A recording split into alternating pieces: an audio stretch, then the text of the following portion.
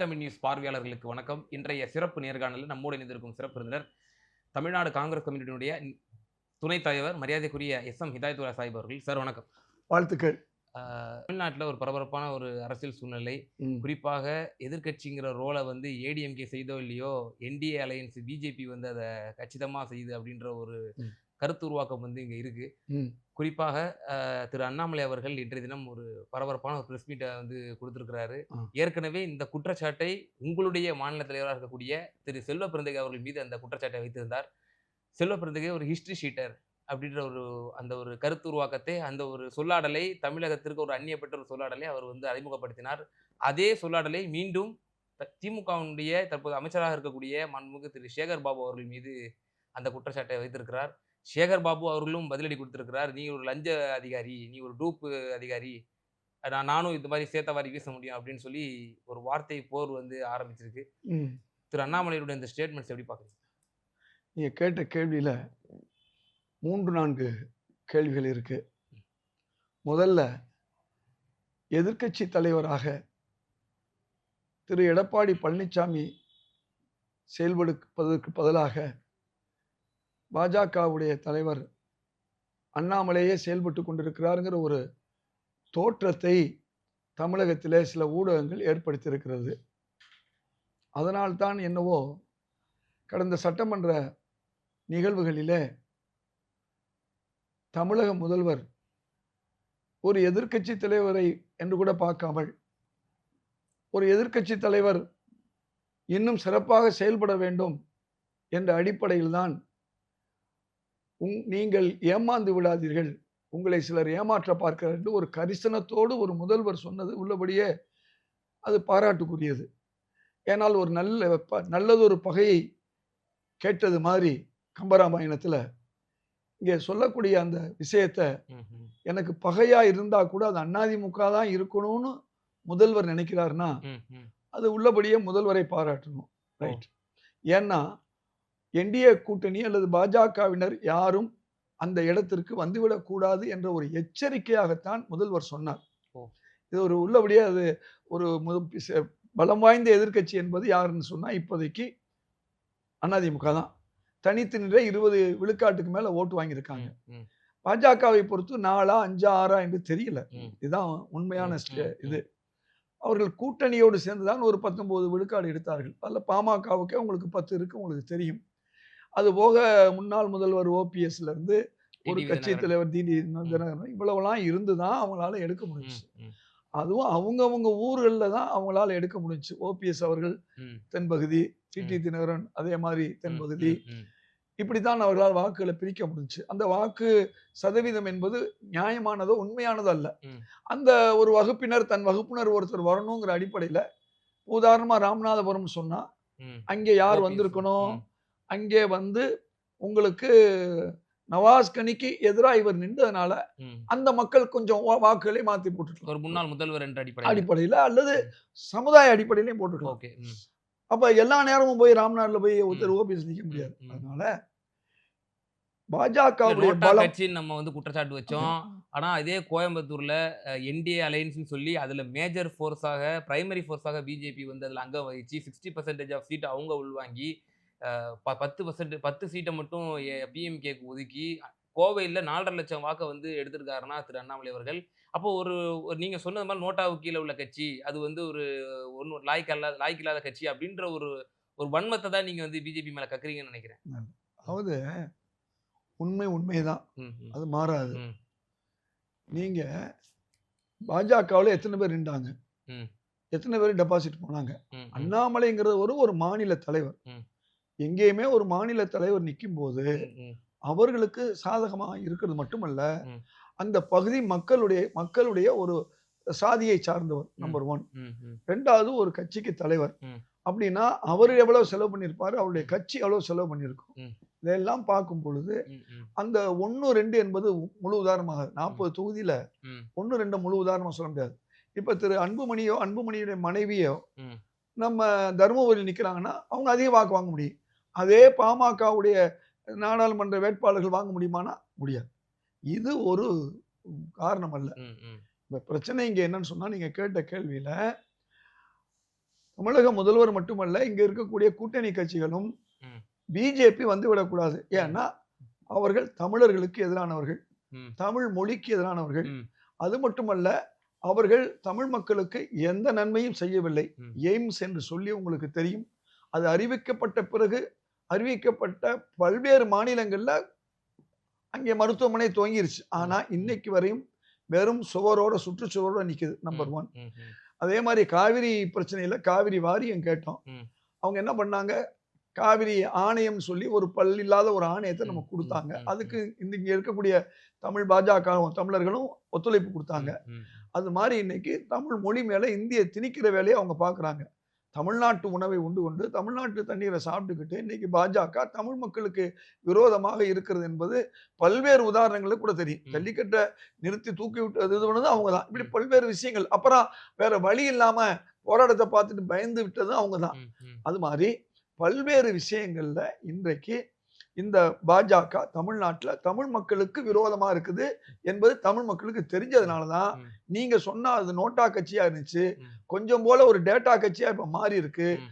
ஆனா அவங்கள பொறுத்தவரை ம். எந்த நிலையிலும் ஒரு லோட்டாவை தூக்கிட்டு வளர்க்க போற நிலைமையில தான் அவங்க இருக்காங்க. ம். ம். ஏன்னா உங்களுக்கு ஒரு தமிழ்நாட்டுல ஒரு கட்சி வேறுன்றணும்னா தமிழ் மக்களுக்கு ஏதாவது செய்யணும். ம். இதுவரை எதுவுமே செய்யல. ம். அதுதான் இப்ப பிரச்சனையே. அவர்களை பொறுத்தவரை இன்றைக்கு அவர் ஒரு உருவகத்தை காமிக்கிறாங்க. ஏன்னா பெரும்பாலான ஊடகங்கள் ஆளுங்கட்சியா மத்தியில இருக்கிறதுனால அவங்களுக்கு சப்போர்ட் பண்றாங்க. கூடுதல் கவனம் பெறுதுன்றீங்களா? அவ்வளவு ரொம்ப சிம்பிள். ஓகே. ஆனா இவ்வளவு நாள் தொடர்ந்து அவங்க போராடியும் கூட அவங்களால எந்திரிக்க முடியல. ம். இது ஒரு பக்கம் இருக்கட்டும். ம். இப்ப நல்லதொரு எதிர்க்கட்சி வரணும்னு முதல்வர் ஸ்டாலின் விரும்புறது தான் சட்டசபை நிகழ்வு. இப்ப இதுல அதற்கு பதில் சொல்ற விதமா ம். நம்முடைய எடப்பாடியாரும் ம். ஒரு அழகா சொன்னாரு, நாங்க எங்க கணக்க பார்த்துக்கிறோம். ம். ம். அதைத்தான் முதல்வர் சொன்னாரு. இல்ல சார், இப்போ நீங்க சொல்றீங்க பங்காளியா அதிமுக தான் இருக்கணும். அவ்வளவு மரியாதையோட நம்முடைய முதல்வர் அவர்கள் பேசியிருக்கிறாரு அப்படின்ற விஷயத்த சொல்றீங்க. ஏன் அதிமுக தான் வந்து எதிரணியில இருக்கணும் அப்படிங்கிற ஒரு கேள்வி இருக்குல்ல. எவ்வளவு மாநில உரிமையில அடகு வச்சதா இருக்கட்டும், நாட்டையே ஸ்தம்பிக்க வைக்கக்கூடிய சிஏ சட்டத்துல அவருடைய 11 ராஜ்யசபா உறுப்பினர்கள் வாக்களித்ததுனால தான் அந்த சட்டமே வந்ததா இருக்கட்டும். எவ்வளவோ விஷயங்கள். இது இன்னும் சொல்லப்போனா சமூக நீதியை சூறையாடியவர் திரு எடப்பாடியார். குறிப்பா 10.5 இடஒதுக்கீடை வந்து வன்னியர் சமூகத்துக்கு மட்டும் கொடுத்து பிற அன்ரெப்ரசன்டட் கம்யூனிட்டிக்கெல்லாம் வந்து அநீதி இழைத்தவர். அப்படிப்பட்ட ஒரு இபிஎஸ்ஸா வந்து உங்களுக்கு வந்து எதிரணியில இருக்கணும். வேற ஒரு அணி வந்தால் என்ன? அது ஏன் நீங்க பிஜேபின்னு நினைக்கிறீங்க? வேற ஃபோர்ஸா கூட இருக்கலாம். நாம் தமிழரா இருக்கலாம். அல்லது இன்னும் தாவேகா வந்திருக்கு. இப்ப மற்ற கட்சிகள் கூட வரலாம் இல்லையா? அப்படிங்கிற ஒரு கேள்வி வைக்கிறாங்க. நல்ல கேள்வி. உங்க கேள்வியில 3 கேள்வி இருக்கு. ஒருத்தர் கத்தி எடுத்து குத்துறாரு. கத்தினால தான் ஒருத்தர் செத்து போனாரு. கத்தியை சிறையில் வைப்பாங்களா? வைக்க மாட்டாங்க. அதிமுகவுடைய ஆட்சியில பாஜகவுடைய பிடியில அதிமுக இருந்தது எல்லாருக்கும் தெரியும். பாஜக சொன்னதெல்லாம் செய்ய வேண்டிய நிலைக்கு தள்ளப்பட்டார்கள். இவர் முதல் மந்திரி ஆக்குனதுல இருந்து துணை முதல்வராக ஓபிஎஸ் ஆக்குனதுல இருந்து அவங்க பின்னால இருந்து இயக்குன பல்வேறு விஷயங்கள் தமிழர்களுக்கு வேலை வாய்ப்புல கூட எதிராக இருந்தாங்க. நீங்க சொன்ன குற்றச்சாட்டு மட்டும் அல்ல. ஒரு 15 விழுக்காடு தமிழ் தெரியாதவர்கள் கூட வேலைக்கு போலாங்கிற நிலைமையெல்லாம் கொண்டு வந்தாங்க. அதேதான். அதே மாதிரி உதய் திட்டத்தை அவர்களுடைய தலைவி ஜெயலலிதா உதய் திட்டத்தையே இவங்க கொண்டு வந்தாங்க. அது மாதிரி பல்வேறு விஷயங்கள்ல தமிழ் மக்களுக்கு எதிராக இருந்தாலும் தமிழ் மக்களுக்கு புரியும். இவர்கள் எதிரி அல்ல. இவர்கள் பின்னால் இயக்கிய பாஜகவும் அன்றைய பிரதமர் மோடி அவர்களும் அன்றைய உள்துறை அமைச்சர் அல்ல இன்றைய உள்துறை அமைச்சர் அமித்ஷா அவர்கள் தான் காரணம்னு தமிழ் மக்கள் ஒன்றும் விவரம் அறியாதவர்கள் இல்லை. ரொம்ப விளக்கமானவர்கள். நேரம் வரும்போது என்ன செய்வாங்கன்னு நம்ம பார்த்துக்கிட்டு இருக்கோம். இப்போ பிரச்சனை என்னன்னு சொன்னா இந்த ஒரு பின்னணி தான். எந்த ஒரு பின்னணி? அதாவது தூண்டியவர்கள் குத்தியவர் வந்து கூலிக்கு கூட ஒரு படம் வரும். ஆனா தூண்டியவர் யாருன்னு தான் இதை பார்க்கணும். அதனால பாஜகவை பொறுத்தவரை தமிழ் விரோத கட்சின்னு முடிச்சிடறாங்க. ஆனா இன்னைக்கு ஓரளவுக்கு பலம் வாய்ந்த ஒரு கட்சியாக ஏற்கனவே ஆண்ட அதிமுக இருக்கிறதுனால நீங்க சொல்லக்கூடிய மற்ற கட்சிகள் எல்லாம் அவ்வளவு சீக்கிரம் என்ன உண்டு விஜய் அவர்கள் தனது எண்ணிக்கையோ தன்னுடைய டேட்டாவையோ இதுவரை காமிக்கல. திரு சீமான் அவர்களுக்கு என்ன இருக்குன்னு நமக்கு தெரியும். இருந்தது என்ன ஆகி போச்சுன்னு சொன்னா இப்ப திரு விஜய் அவர்கள் வந்த பிறகு அந்த வாக்குகளும் திரு விஜய்க்கு போகும். ஒரு புது கட்சி, ஒரு 3வது கட்சிங்கிற அடிப்படையில தான் நம்ம அதாவது 3வது ஒரு கூட்டணி மாதிரி உள்ள கட்சி அல்லது 3வது கட்சின்னு தான் பார்க்குறாங்க திரு சீமான் கட்சியை. இப்போ அந்த கட்சிக்கு ஆபத்து என்ன ஏற்பட்டிருக்குன்னா புதுசாக வந்திருக்கக்கூடிய தாவேகா விஜய் கட்சி அவருக்கு ஆபத்தாக வந்திருக்கு. ஏன்னா புது கட்சிக்கு ஓட்டு போடணும்னு நினைக்கிறவங்க பாதி பேர் இப்போ மாறிடுவாங்க. அப்போ 20 விழுக்க தன்னகத்தை வைத்திருக்கக்கூடிய அதிமுக எதிர்க்கட்சியா இருக்கணும், பகைவனா இருந்தால் நல்ல பகைவனா இருக்கணும்னு நம்முடைய மாண்புமிகு முதல்வர் ஸ்டாலின் அவர்கள் விரும்புகிறாரு. அந்த அடிப்படையில் தான் அதையும் இவர் ஏத்துக்கிட்டாரு. எங்க கணக்கு நாங்க பார்த்துக்கிறோம், எங்களை என்ன கணக்கு, ஏற்கனவே உங்களுக்கு இந்தியாவில் காஷ்மீர்ல இருந்து தெலுங்கானா வரையும் அல்லது ஆந்திரா வரையும் எந்தெந்த கட்சியெல்லாம் அவர்களை பாஜகவை ஆதரித்ததோ அந்த கட்சிகளை எல்லாம் நிர்மூலமாக்கி இருக்கிறார்கள். அது மெஹபூபா முஃப்தியுடைய காஷ்மீருடைய மாநாட்டு மக்கள் கட்சியா இருக்கட்டும், லோக்தளம் ஹரியானாவாக இருக்கட்டும், சிவசேனா மகாராஷ்டிராவில் இருந்து சிவசேனாவாக இருக்கட்டும், அதே மாதிரி மாயாவதி உத்தரப்பிரதேசத்துல மாயாவதியா இருக்கட்டும், இப்ப நிதிஷ்குமார் மெயின் பார்ட்னரா இருந்தவர் இன்னைக்கு 2வது பார்ட்னரா தள்ளப்பட்டிருக்காரு. முதல்வர் பதவியை கொடுத்திருக்காங்களே ஒழிய அவருக்கு அதிகமான சட்டமன்றம் இல்ல. சொல்ல போனா காங்கிரஸ் கட்சியிலேயே பல குழப்பங்களை ஏற்படுத்தி, அதாவது அடுத்த விஷயம். இப்ப ஒரிசாவில் இருக்கக்கூடிய நவீன் பட்நாயக்கு அவர் எங்களை ஆதரிச்சாரு. அதாவது எந்த அளவுக்கு ஆதரிச்சாருன்னு சொன்னா, அவங்க சொன்ன எல்லா விஷயத்துக்கும் மறைமுகமா ஆதரிச்சாரு. அவர் கட்சி இன்னைக்கு ஒண்ணுமில்லாம போச்சு. அதே மாதிரி ஜெகன்மோகன் உடைய கட்சி ஆந்திராவில், அந்த ஜெகன்மோகன் கட்சி இன்னைக்கு நிர்மூலமாக்கிட்டாங்க. திடீர்னு அவங்க சந்திரபாபு நாயுடு சேர்த்துக்கிட்டு, நாளைக்கு சந்திரபாபு நாயுடுக்கு இந்த நிலைமை தான் வருங்கிறது எல்லாருக்கும் தெரிஞ்ச விஷயம். இப்படி இந்தியா முழுதும் எந்தெந்த அந்த கட்சிகளை எல்லாம் இருந்ததோ அதை விட்டு அவர்களை நிர்மூலமாக்கி இருக்கிறார்கள். ஆனா நல்ல வேளை எடப்பாடியாரை பொறுத்தவரை நான் பாராட்டுவேன், அதை புரிஞ்சுக்கிட்டாரு. எதை புரிஞ்சுக்கிட்டாரு? பாஜகவோட கூட்டணி வச்சா நம்ம கட்சி காலியா போயிருங்கனாலதான் இன்னைக்கு வரையும் அவர் எதிர்த்து நிற்கிறாரு. நீங்க கேட்ட முதல் ஒரு கேள்வி இருக்கு இல்லையா, அப்படி இருக்கக்கூடிய எடப்பாடி திரு ஓபிஎஸ்ஐயோ திரு தினகரனையோ தன்னோடு சேர்த்து கொண்டால் அவர்கள் பாஜகவுடைய ஏஜென்ட்களாக இருக்கிறார்கள் என்று விளங்கி அவர்களையும் நான் சேர்க்க மாட்டேன் என்று சொல்லுகிறாரு. அந்த அடிப்படையில் அவர் பிஜேபியோட சேர மாட்டேங்கிறாரு. பிஜேபியோட ஒரு கூட்டணின்னு வார்த்தையை தொடர்ந்தாலே அவங்க என்ன சொல்லுவாங்க, நீங்க திரு தினகரனையும் திரு ஓபிஎஸ்ஸையும் சேர்த்துக்கணும்னு சொல்லுவாங்க. இந்த அடிப்படையில் தான் சமீபத்தில் திரு எடப்பாடி அவர்கள் இந்த இருவரையும் நான் கட்சியில் சேர்க்க மாட்டேன் என்று தெளிவா சொல்றாரு. இது பூரா முதல்வர் ஸ்டாலின் அவர்கள் கொடுத்த ஒரு ஆலோசனை. ஆனா எதிர்த்து பேசணும், அதையும் சொல்றாரு. எங்களுக்கு எதிரான கட்சி திமுக என்று பேச வைக்கிறார்கள். யார? எடப்பாடியார். உண்மைதான். அப்படி பேசினா தான் 2வது கட்சியா நிக்க முடியும். இப்ப 2026 சட்டமன்ற தேர்தல் என்பது எதிர்கட்சி யார், 2வது வரக்கூடிய கட்சி யார் என்பதுதான் இப்ப போட்டி. அந்த போட்டியில தான் அண்ணாமலை இறங்கியிருக்காரு. அண்ணா திமுகவை தூக்கி எறிஞ்சிட்டு அண்ணாமலையுடைய பிஜேபி வரணும்னு அவர் பார்க்கிறாரு. இதைத்தான் முதல்வர் சொல்றாரு. இதை எடப்பாடி அவர்கள் புரிந்து வைத்திருக்கனால் இந்த முந்தின கணக்கு பூரா எனக்கு தெரியும் சொல்லி அதை எடப்பாடி சொல்றாரு. இது சார்ந்த ஒரு பிரஸ் மீட் கொடுத்திருந்தாரு. அதை நான் 2வது வரேன். இப்போ ஒரு குற்றச்சாட்டுகளை முன் வச்சிருக்கிறாரு. சரித்திர ரவுடிகள், குற்ற பின்னணி உடையவர்கள் எல்லாம் இப்போ அமைச்சர்கள் ஆயிட்டாங்க. திமுக ஒரு படிப்பு அறிவு கொண்ட படித்தவர்கள் எல்லாம் அமைச்சர்களா இல்லை. அவர்கள் எல்லாம் ஒரு ரவுடிகளின் கூடாரமாக இவர்கள் எல்லாம் எங்க மாணவர்கள் என்ன படிக்கணும் அப்படின்னு தீர்மானிக்கிறாங்க அப்படின்னு சொல்லி கடுமையான குற்றச்சாட்டு வைத்திருந்தார். உங்கள் தலைவர் மீதும் அவ்வாறாக வைத்திருந்தார். அதை தொடர்ந்து இப்போது சேகர் பாபு அவர்கள் மீது வைத்திருக்கிறார். இந்த குற்றச்சாட்டுக்கு உங்களுடைய தமிழ்நாட்டு பாஜகவில் 90 விழுக்காடு குற்றவாளிகள் என்பது அவர்களுக்கே தெரியும். நாள்தோறும் குற்ற வழக்கில் ஈடுபட்டு கைது செய்யப்படுபவர்கள் பாஜகவினர். ஏற்கனவே பல பாஜகவினர் பல குற்ற வழக்குகள், அதாவது தங்களுக்கு தாங்களே வெடிகுண்டு போட்டு வீட்டுல இது கேட்டவர்கள்லாம், அதாவது பாதுகாப்பு கேட்டவர்கள்லாம் உண்டு. ஆக இன்றைக்கு பாஜக குற்றவாளிகளுடைய கூடாரமா தமிழ்நாட்டில் இருக்கு. இது ஒரு பக்கம் இருக்கட்டும். அவருடைய தலைவர்கள் யார்? இன்னைக்கு வரையும் வழக்கு திரு அமித்ஷா மேல இருக்கு. இதுல எனக்கு ஒரு கேள்வி இருக்கு. இப்போ ஆம்ஸ்ட்ராங்கினுடைய படுகொலையில கூட பிஎஸ்பியினுடைய பொதுச் செயலாளர் அவர்கள் செல்வ பெருந்தகை அவர்கள் மீது ஒரு பகிரங்கமான ஒரு குற்றச்சாட்டை வைத்திருந்தார். இந்த படுகொலை நிச்சயமாக செல்வ பெருந்தகை முன்பே அறிந்தவர் அப்படின்ற ஒரு விஷயத்தை முன்வைத்திருந்தார். அவருக்கு உடந்தைன்ற அளவு கூட அவர் பேசியிருந்தாரு. ஆனால் இவ்வளவு ஒரு பகிரங்கமான ஒரு அப்பட்டமான ஒரு தலைவருடைய படுகொலை உங்களுடைய மாநில தலைவரோடு ஒப்பிட்டு அவர் பேசுகின்றார். ஒரு சட்ட நடவடிக்கையோ ஒரு அவதூறு வழக்கையோ ஒரு உரிய நடவடிக்கையோ ஒரு பெருசா ரியாக்ட் பண்ண மாதிரியே தெரியலையே காங்கிரஸ் சைட்ல. என்ன கேட்குறேன், நீங்க முதல் சொன்னது ஒண்ணு, 2வது ஒண்ணு சொல்றீங்க. அவர் அறிந்து வைத்திருந்தார்னு சொல்றீங்க, அவர் தான் காரணம் சொல்றீங்க. ரெண்டுக்குமே முரண்பாடா இருக்கு. அப்படி இருந்திருந்தால் சட்டம் தன் கடமையை செஞ்சிருக்கோம். அவர் மேல இந்நேரம் நடவடிக்கை எடுத்திருக்கோம். அதையெல்லாம் அவர் கடந்து போயிட்டாரு, மக்களும் கடந்து போயிட்டாங்க. அவர் மீது குற்றம் இருந்தால் இன்னைக்கு கூட சமீபத்தில் ஒவ்வொரு குற்றவாளிகளையும் காலம் கடந்து கூட குற்றவாளிகளை பிடிச்சிக்கிட்டு இருக்காங்க. அதனால எதிர்கட்சிகள் இன்னொரு எதிர்கட்சியை எதிர்த்து பேசுறது மரபு. ஆனால் நான் சொல்வது ஆதாரபூர்வமா ஒண்ணுது. உங்களுக்கு ஹரேன் பாண்டியா என்று சொல்லக்கூடிய பாஜகவுடைய உள்துறை அமைச்சராக இருந்த அவரையே அவருடைய வழக்கு இன்னைக்கு இருக்குது. அமித்ஷா அவருடைய திரு மோடி அவருடைய ஏவுதலில் அமித்ஷா செஞ்சார்னு பல்வேறு குற்ற வழக்குகள் இன்னைக்கும் மோடி அவர்கள் மீதும் அமித்ஷா அவர்கள் மீதும் இருக்கு. அதனால அவங்க என்ன செய்யறாங்க, அவங்க உள்துறை அமைச்சராகவும் பிரதமராக இருக்கிறாங்க. அதனால நீங்க பாஜக வந்து ஒரு விரலை நீட்டும் போது 4 விரல்கள் அவர்களை நோக்கி இருக்கிறது. ஆக குற்றம் செய்தவர்கள் குற்றவாளிகள் என்ற பட்டியல்ல இன்னைக்கு கற்பழிப்பு குற்றவாளிகள்ல பிற கட்சிகளை விட பல மடங்கு அதிகமாக பாஜக இருக்கு. இன்றைக்கு ஊழல் செய்தவர்கள் என்று பிரதமராலே குற்றம் சாட்டப்பட்டவர்களாம் துணை முதல்வராக ஆக்கப்பட்டிருக்கிறார்கள். 70,000 கோடி ஊழல் செய்தவர்னு அஜித் பவார சொன்னாரு. அடுத்த ஒரு வாரம் கழிச்சு அந்த அஜித் பவார் பாஜகவுக்கு வந்த உடனே அவருக்கு துணை முதல்வர் பதவி பிஜேபி கொடுக்குது. அப்ப அதே மாதிரி பிஸ்வாஸ் சர்மா, அதே மாதிரி சுவந்த் அதிகாரி, அதே மாதிரி ராணே 300 கோடி ஊழல்னு பாஜக தான் சொல்லுச்சு. அவரை இவர்கள் மத்திய அமைச்சராக ஆக்கி இருக்கிறார்கள்.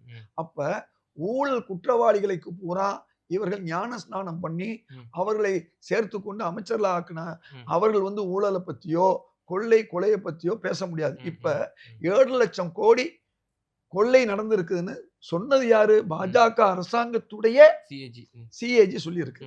சரி, 5.5 லட்சம் கோடி ஹெராயின் போதைப் பொருளை பாஜக ஆட்சி காணாமல் ஆக்கி இருக்கிறது. அந்த பொருள் அந்த 5 லட்சம் கோடி எங்க போச்சுங்கிற கேள்வியை அவங்களுடைய அமைப்புகள் தான் கேள்வி கேட்டிருக்கு. அப்ப இன்றைக்கு 24 லட்சம் கோடியை பணக்காரர்களுக்கு தள்ளுபடி பண்ணியிருக்காங்கன்னு அவங்க வாயால பார்லிமெண்ட்ல சொல்றாங்க. அப்ப ஏழைகளுக்கு ஒரு விவசாயிகளுக்கு ஒரு 1 லட்சம் கோடி தள்ளுபடி பண்ணிருக்கலாம். காங்கிரஸ் ஆட்சி காலத்தில் 70,000 கோடி தள்ளுபடி பண்ணாங்க. ஒரு 7 லட்சம் கோடி தள்ளுபடி பண்ணிருக்கலாம். 25 லட்சம் கோடி. அதே மாதிரி கடன் தள்ளுபடி இல்லாம பல சொத்துக்களை இவர்கள் விற்று இருக்கிறார்கள். அதுல பல லட்சம் கோடி ஊழல். அது மட்டும் இல்லாம ரிசர்வ் பேங்க்ல இருந்த பணம் 1.25 லட்சம் கோடி 2 தடவை 1.25 லட்சம் கோடி எடுத்திருக்காங்க. இதையெல்லாம் தாண்டி இன்றைக்கு சுதந்திர இந்தியாவில் சுதந்திர காலத்தில் இருந்து 2014 திரு மோடி அவர்கள் ஆட்சிக்கு வருகின்ற வரை மொத்தமா இந்தியாவுடைய கடன் தொகை 100 லட்சம் கோடி. இன்றைக்கு 55 லட்சம் கோடி. இன்னைக்கு 205 லட்சம் கோடி. 150 லட்சம் கோடியை வாங்கியிருக்காங்க. என்ன ஆட்சி என்ன திட்டம் வந்திருக்குன்னு நமக்கு தெரியல. இப்படி இந்திய மக்களை சூறையாடக்கூடிய ஒரு கட்சி திரு அதானி அவர்களுக்கு எல்லை பாதுகாப்பு பாகிஸ்தானுடைய எல்லையில கூட லேண்டை கொடுத்து இந்த பாதுகாப்புக்கு குந்தகம் விளைவிக்கக்கூடிய கட்சி இன்னைக்கு. அவர் மேல பல குற்றச்சாட்டுகள் இருந்தாலும் அதை பற்றி கவலையே படாத ஒரு கட்சி. எதிர்கட்சி தலைவர் உள்பட எல்லா கட்சியும் பாராளுமன்றத்துல சொன்ன விஷயத்த நான் சொல்றேன். நான் வந்து குற்றச்சாட்டு ஆதாரமா சொல்றேன். இப்படிப்பட்ட ஒரு கட்சி நீங்க திராவிட முன்னேற்ற கழகத்தையோ காங்கிரஸ் பார்த்து சொன்னா அது என்ன அர்த்தம்? பொய்ன்னு அர்த்தம். இன்னைக்கு பிஜேபியை பொய் ஜேபின்னு தான் சொல்றாங்க. அவங்க சொல்றது எல்லாமே பொய். இன்னொரு விஷயத்தை நீங்க புரிந்து கொள்ளணும். திரு சேகர் பாபு மீது குற்றம் இருந்தால் குற்றத்தை நீங்க போய் உங்க ஆளுநர் தானே, அவர் மீது வழக்கு போடலாம்ல. ஏற்கனவே பெட்டியா நாங்க குற்றம் கொடுத்தேன்னா ஷோ பண்ணார்ல. பல டிராமா பண்றதுல அண்ணாமலை பண்ணிட்டார் ஏற்கனவே. அந்த டிராமா எதுவுமே எடுபடல. டிஎம்கே மட்டும் ஊழல் இல்ல, அதிமுக ஊழலையும் சொன்னாரு. எங்க போச்சு? எத்தனையோ வழக்கு போட்டாங்க. நான் கேட்கிறேன், அவங்கள்ட்ட தான் அமலாக்கத்துறை இருக்கு. நாளைக்கே திரு சேகர் பாபு அனுப்பட்டுமே, அனுப்பி பார்க்கட்டுமே. யார் மேலே அனுப்பிச்சாங்க இல்லையா? திரு செந்தில் பாலாஜி அவங்க வந்து கொங்கு மண்டலத்தில் பாஜகவுடைய வாக்குகளை பிரிக்கிறாருன்னு அவருக்கு எதிராக பண்ணாங்க இல்லையா? என்ன ஆச்சு? அதுதான் சொல்றாரு பிரஸ் மீட்ல, சமீபத்த பிரஸ் மீட்ல. அதுக்கு உண்டான ப்ராசஸ் இருக்கு, உடனே கைது செஞ்சிட முடியாது. இப்போ ஆராசா கனிமொழி அவர்களுடைய அந்த 2G வழக்குல கூட உடனே எல்லாம் கைது செஞ்சிடல. அதுக்கு உரிய விசாரணைகளை, அதுக்கு ஒரு ப்ராசஸ் இருக்கு. அந்த ப்ராசஸ் படி எல்லாம் நடக்கும். ஆராசா வழக்கு என்ன ஆச்சு? எவ்வளவு முயற்சி எடுத்தாங்க? அவர் விடுதலையாகி வெளியே தானே இருக்காரு. என்ன நான் சொல்றேன்னா, எனக்கு கூட ஒரு நாளைக்கு தினந்தோறும் எல்லா பத்திரிகையாளர்களும் என் முன்னால தோன்றினால் எனக்கு பல விஷயங்கள் தோன்றும் சொல்றதுக்கு. பொய்யும் சொல்லலாம், பொய்க்கு மேல பொய்யும் நான் சொல்ல முடியும். இன்னைக்கு பொய் ஜேபியா தலைவரா இருக்கக்கூடிய திரு அண்ணாமலை இன்றைக்கு பொய்க்கு மேல பொய் சொல்றாருங்கிறது அவர் தொடர் பொய்கள்ல இருந்து நமக்கு தெரியுது. பாத்தீங்கன்னா ஒண்ணு கூட அவரால் நிரூபிக்க முடியல. ஒரு டிராமா கூட அவரால் எடுபடல. எதையுமே அவரால் செய்ய முடியாத ஒருத்தர் அவருடைய நோக்கம் என்னன்னு சொன்னா அதிமுகவை நிர்மூலமாக்கி தான் அந்த இடத்துக்கு வரணும்னு பாக்குறாரு. அது மக்கள் ஏற்றுக்கொள்ளல. இதுதான் இதுக்காக வேண்டி நாள்தோறும் அவருடைய அந்த வாய்ப்பை பயன்படுத்தி ம். கொண்டு தொலைக்காட்சிகளை, ஊடகங்களை அவர் சந்திக்கிறார். ஊடகங்கள்ல அவர் செய்யக்கூடிய நாடகங்கள், அது ஏடகங்கள்ல கூட வரலாம். ம். ஆனா, ஊடகமா கூட மக்கள் நம்ப மாட்டாங்க. ஓகே. தொடர்ந்து இபிஎஸ் அவர்களுடைய அந்த பிரஸ் மீட்ட பத்தி பேசலாம்னு நெனைக்கிறேன். ம். அந்த பிரஸ் மீட்ல அவரு வெளிப்படுத்தியிருந்தார். கூட்டணி வேறு, கொள்கை வேறு. பொது எதிரியான திராவிட முன்னேற்ற கழகத்தை தோற்கடிக்க நாங்கள் வாக்குகள் சிதறடிக்காமல் ஓரணியில ஒன்று சேருவோம் அப்படின்ற ஒரு விஷயத்த அவர் மேற்கோள் காட்டியிருந்தாரு. பாஜக நீங்க கூட்டணி வைப்பீங்களா? உங்கள வந்து மிரட்டுறாங்க அப்படின்ற மாரி செய்தியாளர்கள் கேள்வி கேட்கும் பொழுது, அதெல்லாம் உங்களுடைய யூகம். 6 மாசம் கழிச்சு நம்ம அத முடிவு பண்ணிக்கலாம் அப்படின்ற ஒரு விஷயத்த வந்து இபிஎஸ் சொல்லியிருக்காரு. நீங்க சொன்னீங்க இபிஎஸ் அவர்கள் ஒரு சிறந்த ஒரு சிந்தனையாளர். அதனால தான் அவர் புரிஞ்சுக்கிட்டாரு.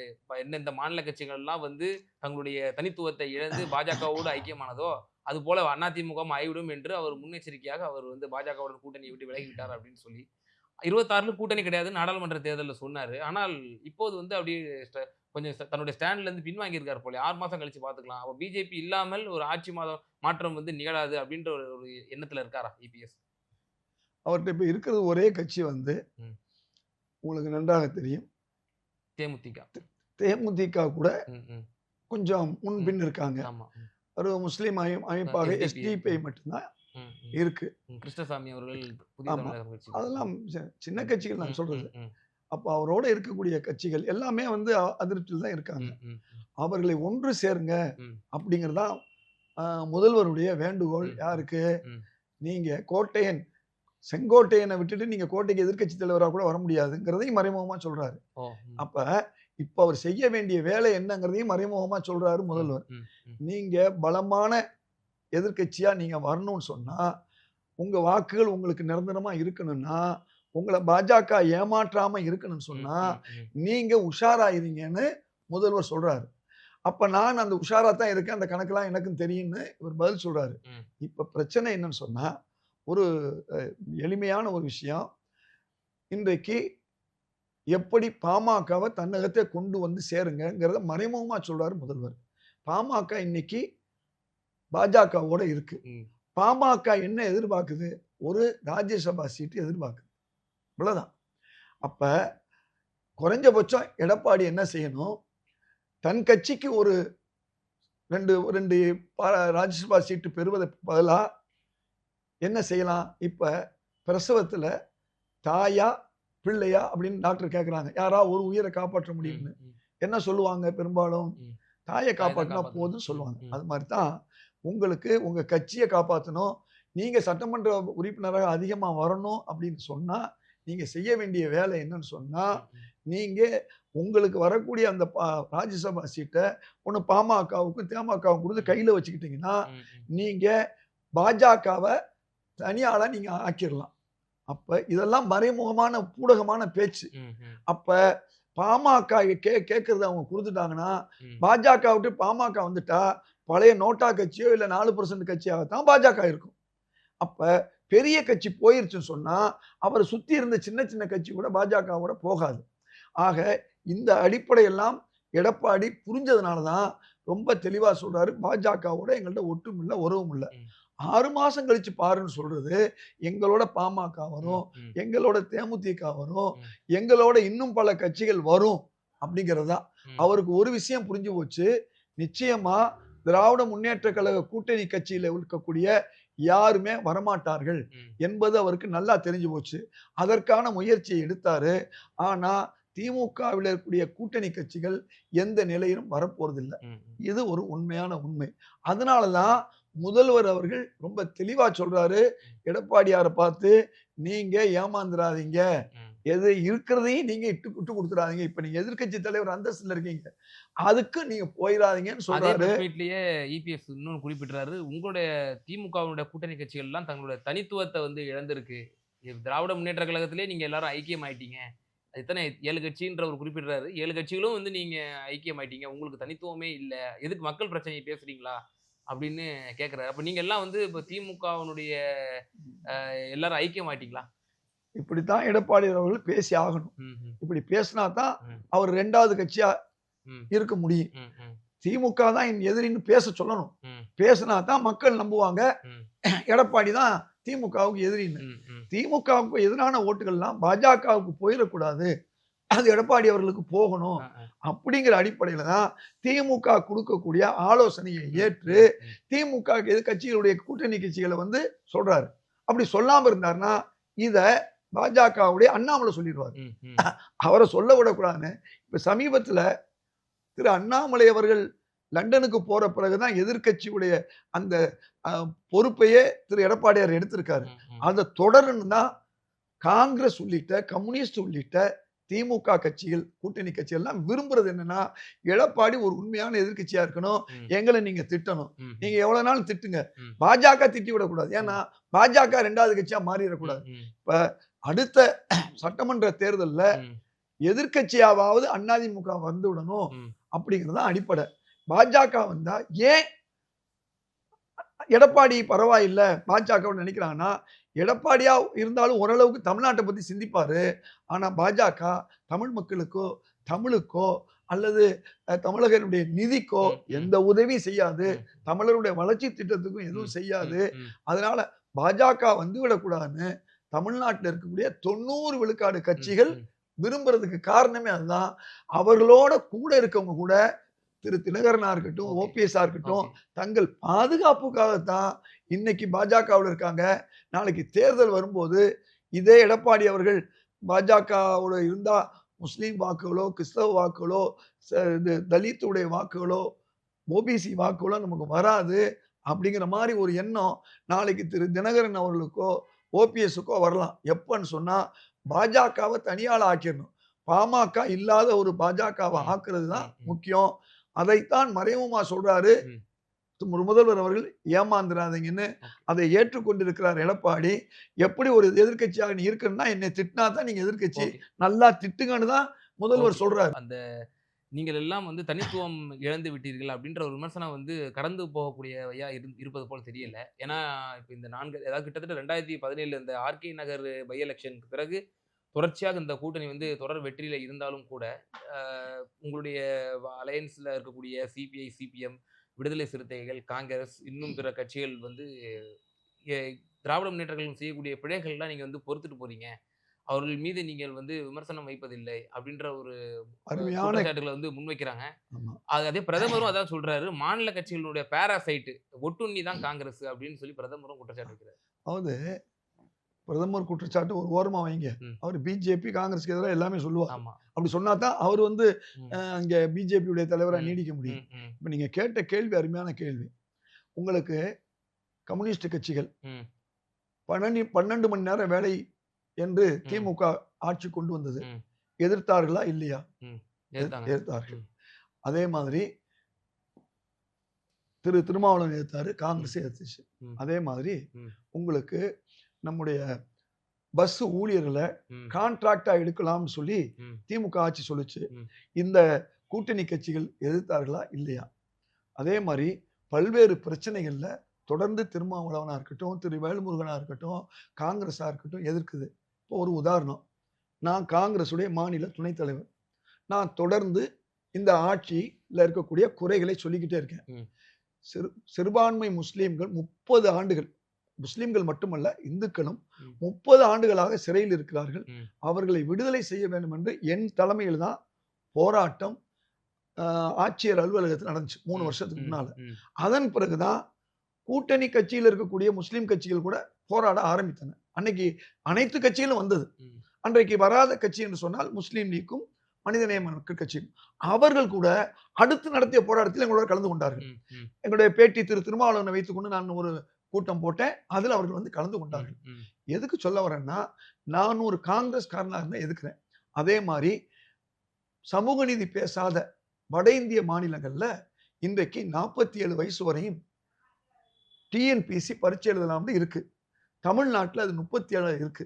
கலைஞர் அவர்கள் 40 வச்சிருந்தாரு, திரு செல்வி ஜெயலலிதா 37 ஆக்குனாங்க. அதை அதிகப்படுத்துங்கன்னு போராடி கொண்டு இருப்போம். நான் காங்கிரஸ் கட்சி தான், நான் முதல்வரை ஆதரிக்கிறவன் தான், ஆனா நான் போராடிக்கிட்டு இருக்கேன்.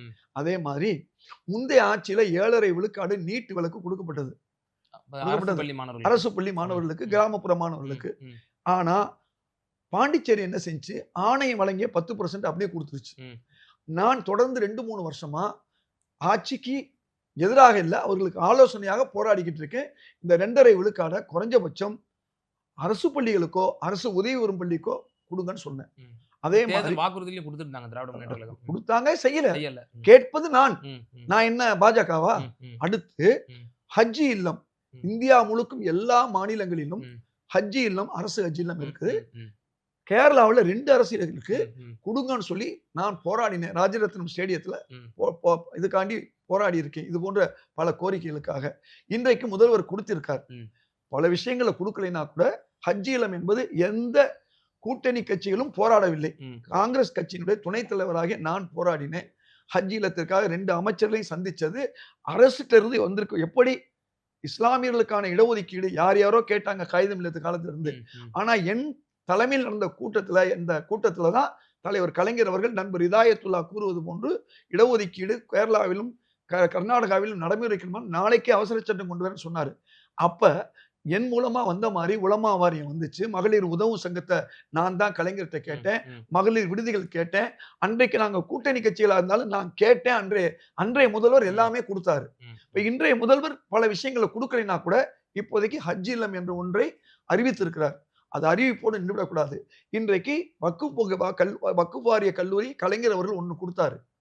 இன்றைக்கு இன்னொரு கல்லூரி கடையநல்லூர்ல வேணும்னு சொல்லி நான் கேட்டிருக்கேன். அதை தொடர்ந்து போராடிக்கிட்டு இருக்கேன். சும்மா கேட்கறது மட்டும் இல்ல. கடந்த 4 நாட்களுக்கு முன்பாக நம்முடைய மாண்புமிகு அமைச்சர் நேரு அவர்களை சந்திச்சு சொத்து வரியில மிகப்பெரிய குளறுபடி இருக்கு, இது அடுத்து வரக்கூடிய தேர்தல்ல திமுக கூட்டணியை பாதிக்கும்.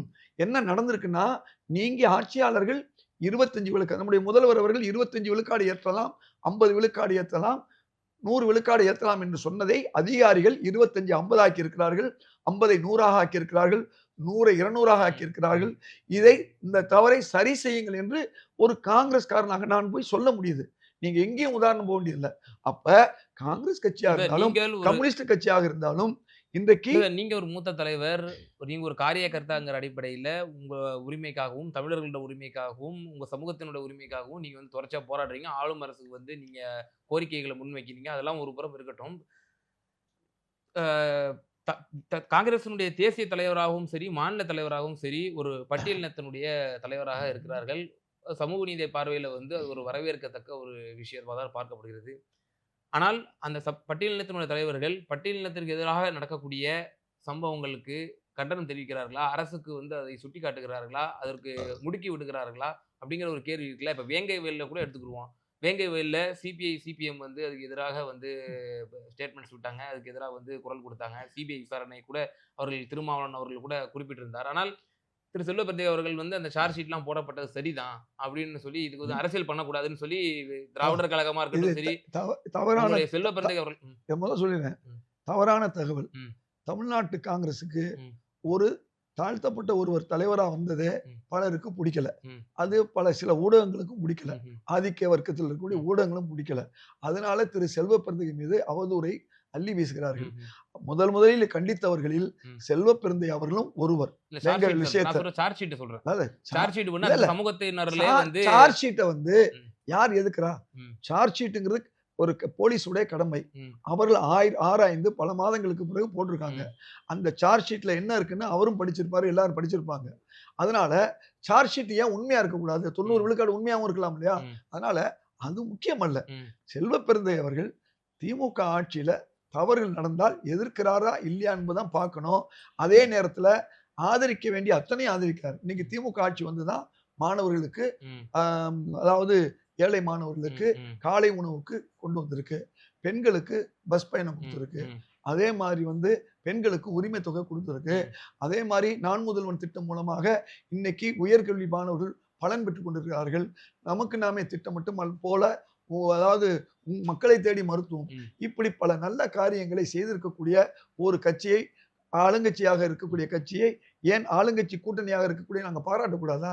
பாராட்டுவது வேறு, அதே நேரம் தவறுகளாக இருந்தால் அந்த தவறை சுட்டி காட்டுவது வேறு. அதுக்கு உதாரணம் நான் தான்.